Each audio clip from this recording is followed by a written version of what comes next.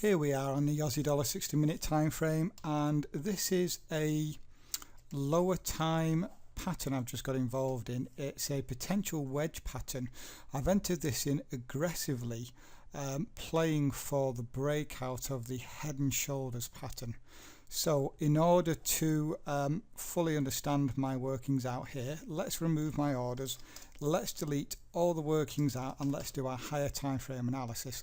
Now I've risked 10 pips here for potentially 75 pips, something like that. Don't have as much confirmation as I'd like, but I want to run through why, based on my experience and the way that I've underwritten this particular currency pair and the way I'm looking at the candlestick formations and what's actually happening, how I believe I have a better than a 50% chance of this happening. And so with a risk to reward of 7-1 and it being such a low amount of 10 pips, this is a trade that I'll take again and again. But here we are on the daily time frame.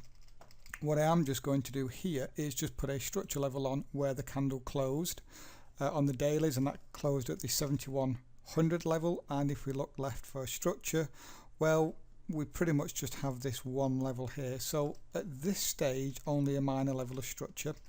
But if we zoom in, you can clearly see here that we've been in trend for quite a long period of time. I won't draw all of these out, but you can see we've come down, and at the moment then we're actually coming back into the wicks of the latest new structure low. My mouse is on the way out. I've ordered a new one, and it's a pain for clicking at the moment.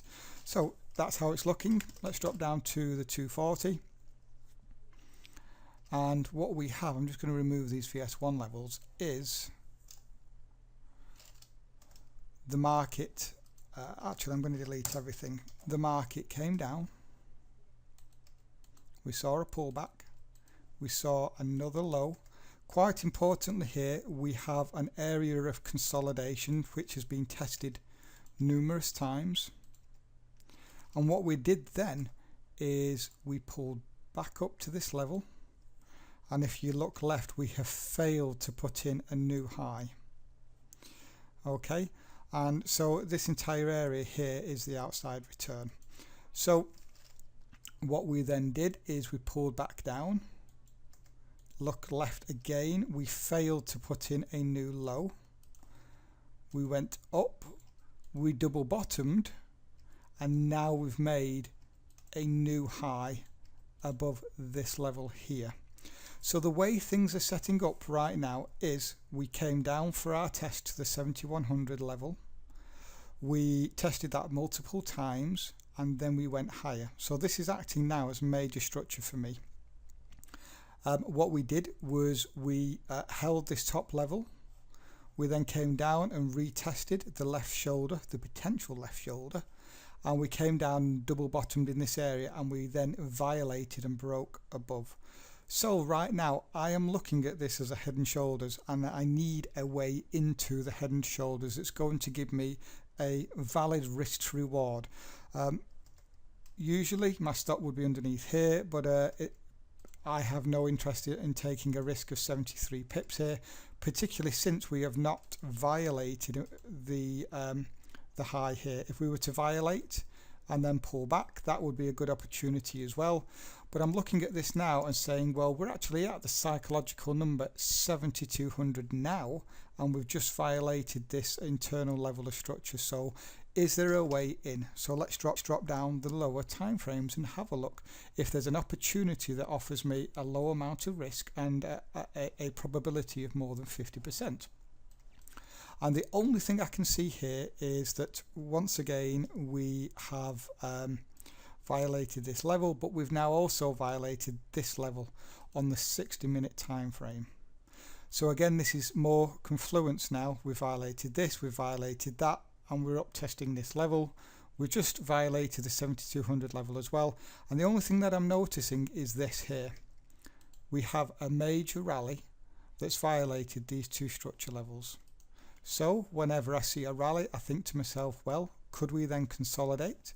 And could there be a way in at this level that would give me a decent level of structure and shoot for the breakout and the continuation to the completion of the head and shoulders, which would be for me an AB equals CD pattern up here at around the 7280s level. So once again, let's drop down the time zones. Let's see if there's any way in. So what we have here is, and I'm just going to let me remove that and draw this out again. We had a rally. We have a potential trend line. Now, my first thoughts on this are that what price did is it came down, it rallied up, and it came down again. So why am I not looking simply at the market continuing lower? Well, it just comes down to the fact that we're at the 7200 level. And also, we did not, if you look here, we actually closed below this level here, indicating that we could be seeing that harmonic movement that occurs within these wedge patterns. So this is it's a bit of a shot, but if you drop down another time frame and look at the 5 minute, we have had a higher high, higher close on the 5 minute time frame. Now really the 5 and 15 minutes shouldn't dictate what the higher time frame can do, but you can use it as entry reasons. Typically I'll only go one time frame lower. In fact, it's very rare that I go further than one time frame lower to get an entry reason. But when I start building a case for entry and looking at places to put stops, and we have the rally, we have a potential wedge, an even-handled number with violated 2 levels of structure, all of a sudden we start building out this case and this scenario where I can maybe risk 10 pips for potentially 70-75 pips of reward. So what I've done here is I'll bring my orders back on. You can see now that I have gone, well, let's have a look, 6 pips underneath the low here. And so that means in terms of risk, it's looking like this. I'm going to colour that in red.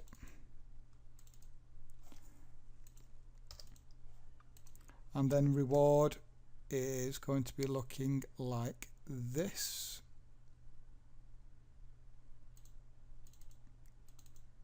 And I'll make that green. And I am just going to remove the orders again. And this time let's now go out to the higher time frame. Let's go out to the 240 and zoom out a little, and we actually have the potential to come all the way back and retest this level here. However, due to the risk reward here, what I don't want to happen is if we get this breakout and we do break to the upside and come to this level, then turn around, and guess what? My stop is only, I'm just going to bring this back on, my stop is only just below this level of structure that's been violated. And so for me, I stand a higher chance of being stopped out if we get the retracement than simply taking targets at the AB equals CD pattern. But guess what? If we do break to the upside and hit my targets, and we do pull back to this structure level that you can see here, I will then look for another opportunity to get long and play for the bigger extension. So for me, it's not just about, oh, we can play for the full extension up here. It's about how likely are we that my stop will be hit before I get to that level. And really the safest place for the stop is here. So in this scenario, I'm only looking for that completion of the AB equals CD pattern. So let's drop down to the 15 minute and just work out what is the risk to reward ratio. And again, I think it was 7 to 1 that we had here. So in terms of risk, we're looking at 10 pips, and in terms of reward, really do need a new mouse, doesn't work properly. We're looking at 77. So here's the scenario.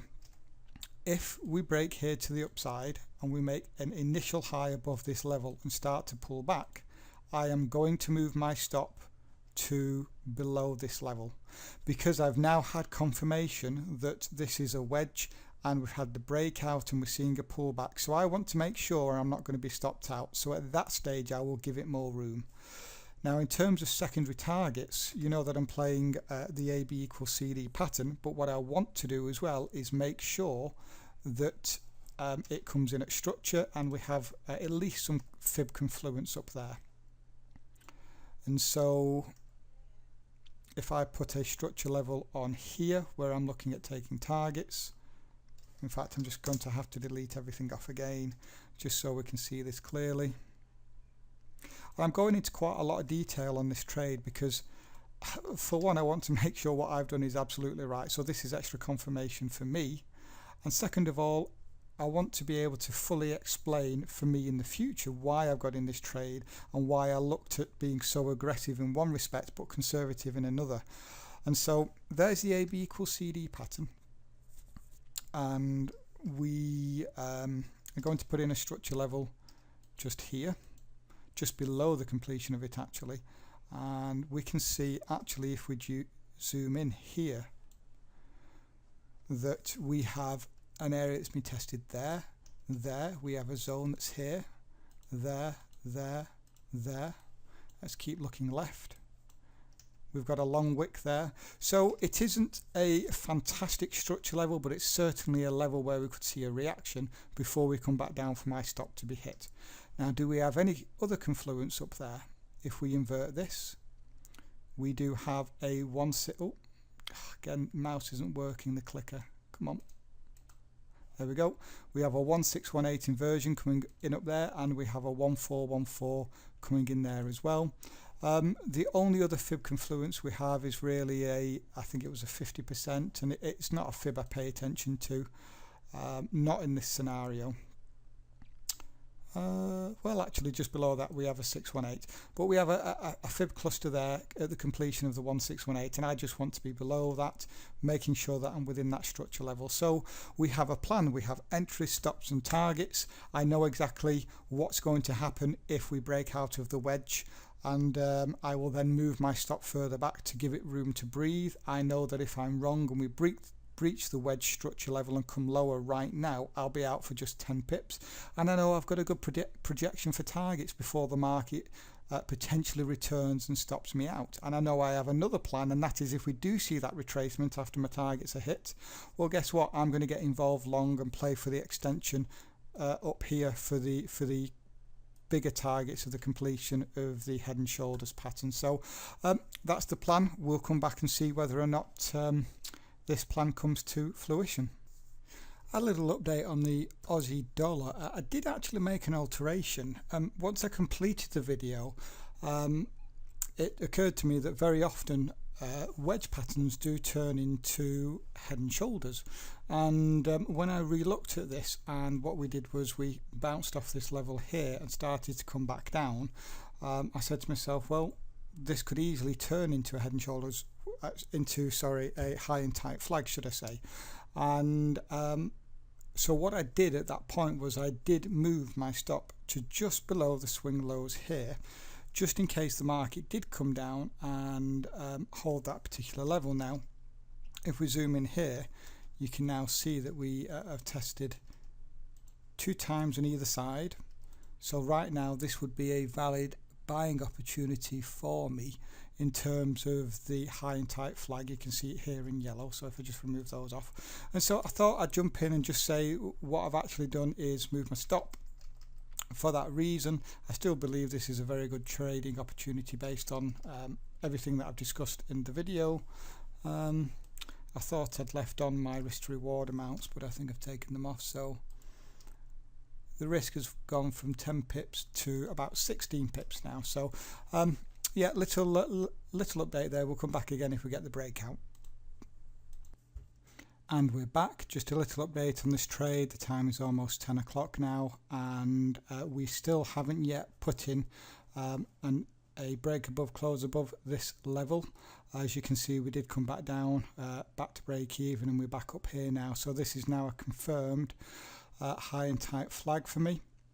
and I'm hoping that we're going to be able to get this breakout in the night, and we'll come back tomorrow and see whether or not we did get that breakout. And we're back for an update, and as you can see, we have made real strides in heading towards our projected target, currently 63 pips up, and well, I'm really pleased. Took the initiative here. This is quite a long video, obviously, in terms of everything I used here to really analyze the market, and in one respect you can look at this and say you would never risk 10 pips on a trade like this. Another respect, you can look at it and say, well, that was a very good entry reason to enter, basing a 10 pip risk for potentially 75 pips of profit. That all simply comes down to the type of person you are and your appetite to risk. And my appetite to risk has actually reduced substantially over the months. However, when I have a situation like this and everything was pointing in the right direction, a 10 pip well, it obviously turned out to be a little bit more amount of risk as we came back to the trade, was still a very, very good opportunity. And sometimes, you know, very, very good opportunities don't come along very often. You know, it's not very often the market sets up in a way that just says, here is the money, enter right now, and I'll just rally up and hit your targets. You know, in every single trade there is always or nearly always something which tells you no, you shouldn't enter, or structure isn't quite right, fibs aren't quite right, the candle formation isn't quite right, news is coming out, even handled numbers were against the trend, there's a advanced pattern going the other way. There's always something, and with every single one of these trades there is always a risk involved. Usually that risk is the amount of pips you're willing to risk, or a percentage of your portfolio. In this instance, for me, this was not so much the 10 pips that were at risk, but whether or not the trade had a higher probability of being right than being wrong.